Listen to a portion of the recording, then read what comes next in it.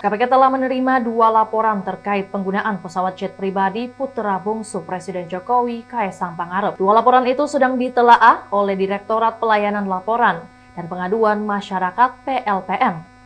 Wakil Ketua KPK Alexander Marwata pada Senin 9 September 2024 meminta masyarakat agar bersabar hingga Direktorat PLPM rampung melakukan penelaahan. Alex menggarisbawahi, tidak semua laporan yang ditelaah Direktorat PLPM akan bermuara ke Kedeputian Bidang Penindakan dan Eksekusi.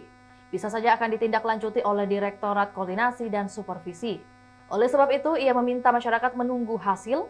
Alex memastikan, lembaganya dalam menangani laporan penggunaan jet pribadi Kaesang Pangarep tidak mendapatkan intervensi dari pihak luar. Itulah tadi berita hot news kita pada hari ini. Saksikan berita hot news lainnya hanya di kanal YouTube dan Facebook Tribun Timur. Download Tribun X sekarang, menghadirkan lokal menjadi Indonesia.